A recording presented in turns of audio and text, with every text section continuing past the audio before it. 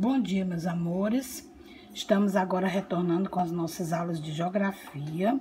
O assunto do nosso conteúdo foi onde nós ficamos, que são os movimentos da Terra. Então, vamos ver aí. Nós sabemos que os astros celestes, todos eles, inclusive o planeta Terra, eles não estão parados. Eles realizam diversos movimentos. Então, estes movimentos, eles são importantes. Por quê? Porque esses movimentos possibilitam a vida no nosso planeta. Então, quais são esses movimentos? Rotação, né, que é o movimento que ocorre de oeste para leste, que a Terra tem um eixo imaginário um pouco inclinado, e o movimento de rotação é o giro que o planeta realiza ao redor do seu próprio eixo, de oeste para leste. E ela tem uma duração de 24 horas. O outro movimento é o de translação, que é essa volta elíptica que a Terra faz ao redor do Sol. No movimento de rotação, nós temos a sucessão dos dias e das noites. Eles têm uma duração de 24 horas. O período exato mesmo é de 23 horas, 56 minutos e 4 segundos. Então, essas 24 horas formam os dias e as noites. O dia é o período que a Terra está com a face voltada para o Sol e a noite o período escuro da face oposta. Então, assim, nós podemos afirmar que o movimento de rotação ele é responsável pelas alternâncias dos dias e das noites, como nós estamos vendo na imagem aí abaixo. E o movimento de translação? O movimento de translação a gente precisa parar um pouco para compreender direitinho, porque ele já é um pouco mais extenso. Não é só a volta elíptica que ele dá ao redor do Sol. Então, esse movimento é importante? É um movimento que é realizado a uma velocidade de aproximadamente 30 km por segundo. E essa volta elíptica dura 365 dias e 6 horas. Mais precisamente, 365 dias, 5 horas, 48 minutos e 46 segundos. Bom, a Terra possui um eixo imaginário, como eu já falei, que se apresenta inclinado e isso provoca uma distribuição desigual tanto de luz como de calor do Sol, no hemisfério norte e no hemisfério sul. Então, aí nós formamos essa inclinação e essa distribuição desigual vai dar origem ao que nós chamamos de estações do ano. Primavera, verão, outono e inverno. Então, aí nós temos as voltas, né? Na imagem vocês podem ver que aí a gente vai formando aí, quando é primavera no hemisfério norte, é outono no hemisfério sul. Quando é verão no hemisfério norte, é inverno no hemisfério sul. E assim sucessivamente, de formas desiguais, como vocês estão vendo aí, de acordo com a luz e o calor que os hemisférios recebem da luz do Sol. Bom, nós temos então, com isso, o equinócio e o solstício. Vamos ver o que é cada um deles. O equinócio, nós vamos ver o seguinte: durante todo o ano, há somente 2 dias, 20 ou 21 de março e 22 ou 23 de setembro, no hemisfério norte e sul, que eles recebem a mesma quantidade de luz e calor do Sol. Esse fenômeno dos 2 hemisférios receber a mesma quantidade de luz e calor, nós chamamos de equinócio, ou seja, dias e noites iguais. Os dias e as noites têm a mesma duração, 12 horas. A primavera, ela começa, por exemplo, do dia 20 ou 21 de março, né? Que vai começar a primavera no hemisfério norte. Então, a gente diz que é um equinócio de primavera. O equinócio de primavera começa do dia 20 ou no dia 21, conforme o calendário. Começa a primavera no hemisfério norte. Então, os dias vão ficar mais longos e as noites mais curtas. Já no hemisfério sul, acontece o equinócio de outono, porque se a primavera no norte, é outono no sul. Então, aí os dias vão ser mais curtos e as noites vão ser mais longas, ok? Aqui nós temos o equinócio, a imagem. O equinócio é o movimento em que o dia e a noite têm a mesma duração. Tá aí a Terra, né? 12 horas de dia, 12 horas de noite. Equinócio, dias iguais, noites iguais. Tanto no hemisfério norte como no hemisfério sul. Aí vem o solstício. O solstício já é diferente, né? O solstício tem o verão do norte e o inverno no sul. O inverno no norte, o verão no sul. Então, o solstício, ele começa em junho, dia 20 ou 21 de junho. Os raios do sol, como a Terra tem o eixo inclinado, eles incidem exatamente sobre o Trópico de Câncer. Então, quando ele incide, dia 20 ou 21 de junho, que os raios do sol incidem exatamente sobre o Trópico de Câncer, é a noite mais longa que o hemisfério sul tem. Essa noite mais longa é o que nós chamamos de solstício de inverno, ou simplesmente início do inverno. Então, no hemisfério norte, ocorre o contrário, ocorre o solstício de verão. Então, se no sul é o solstício de inverno, no norte é o solstício de verão. É o dia mais longo. A noite mais longa no sul, o dia mais longo no norte. Então, as diferenças entre a duração do dia e a duração da noite, elas só vão começar a diminuir no dia 22 ou dia 23 de setembro, que é quando começa o outono ou a primavera, né? No sul, a primavera, e no norte, o outono. Então, essas diferenças, né, de dia e de duração de noite só vão começar a diminuir aí, no dia 22 ou no dia 23 de setembro, quando começa a primavera no sul e o outono no inverno.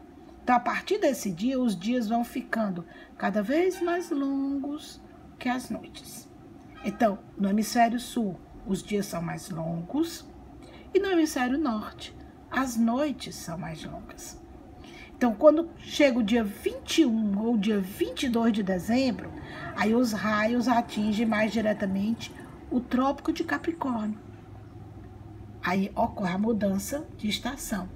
Por quê? Porque aí vai ser o quê? Verão no hemisfério norte, inverno no hemisfério sul. Certo? Então, aí vai ser a diferença. Então, vamos relembrar. Até o dia 28, até o dia 20 ou 21 de junho, os raios do sol incidem sobre o Trópico de Câncer. É a noite mais longa do hemisfério sul. É o início do inverno. E no hemisfério norte, é o início do verão. Essas diferenças só vão... essa diferença entre dias e noites só vão começar a diminuir quando chegar setembro. Porque aí começa o outono no hemisfério norte e a primavera no hemisfério sul. Então, a partir daí, de setembro, 22 ou 23 de setembro, os dias vão ficando cada vez mais longos e as noites cada vez menores, né? Então, no hemisfério sul, os dias ficam mais longos, né? E lá no hemisfério norte, é as noites que ficam mais longas. E só vai terminar essas diferenças quando chegar dezembro, né? Que aí começa o verão no hemisfério norte e o inverno no hemisfério sul. Que aí é quando os raios do sol atingem mais diretamente o Trópico de Capricórnio. Agora, a translação e o calendário. O que é que tem a ver a translação com o calendário? Bom, foi com base nesse movimento que se criou o calendário que nós usamos hoje, atualmente, que é o calendário solar, em que o ano tem 365 dias e tem 12 meses.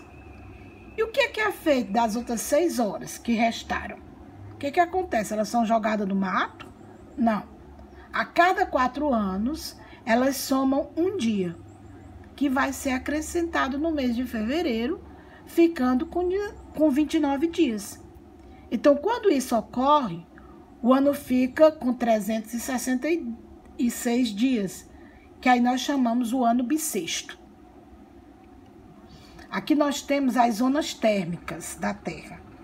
As zonas térmicas da Terra nós temos aí, ó, a zona tropical, que é essa zona mais vermelha. Aí no hemisfério norte nós temos a zona temperada do norte e a verdinha, que é a zona polar ou a glacial ártica. Para o sul, nós temos a zona temperada do sul e a zona mais clarinha, a zona polar ou glacial antártica. Vamos lá. O que são essas zonas térmicas? Bom, em razão desse movimento de translação e da inclinação do eixo imaginário que a Terra possui, a Terra recebe diferente quantidade de luz e calor do Sol, como nós já falamos. E essa quantidade diferente de luz e de calor do Sol é o que vai estabelecer as zonas térmicas. Por exemplo, a zona do Equador. Os raios incidem diretamente durante o ano todinho. Então, a zona do Equador é a zona mais quente do planeta. Ela é uma zona denominada de zona tropical, zona quente. Até pela cor que vocês viram que ela é uma cor vermelha, então é a zona quente, é a zona tropical. É a zona onde a maior parte do Brasil está localizada. Nós somos um país tropical. As zonas temperadas, que são aquelas mais amenas, aquelas que estão em cor laranja, são as zonas temperadas, ou seja, as zonas que no norte fica o Trópico de Câncer e no sul fica o Trópico de Capricórnio. Então, essas zonas do Equador, né? A zona temperada do norte, no Trópico de Câncer, até o Círculo Polar Ártico, né? E até do Trópico de Capricórnio até o Círculo Polar Antártico, né? É uma zona intermediária, né? Os raios do Sol, eles chegam de forma inclinada, portanto, elas são menos diretas, né? Elas não são muito quentes, né? Elas são uma zona intermediária. E a zona polar? A zona polar são aquelas zonas claras que nós vimos, azuis, que nesse trecho é onde é muito frio, e é frio o ano inteiro. São as calotas polares, né? Nesse trecho é frio o ano todo, havendo algumas pequenas variações. Então, a zona fria do planeta, a zona glacial do planeta Terra, as calotas polares. Então, nós temos aí, para explicar mais detalhadamente, ó, a zona tropical, que é o Equador. No norte, nós temos o Trópico de Câncer, né? Que aí a zona temperada do norte. Nós temos o Círculo Polar Ártico, que nós temos a zona polar do norte.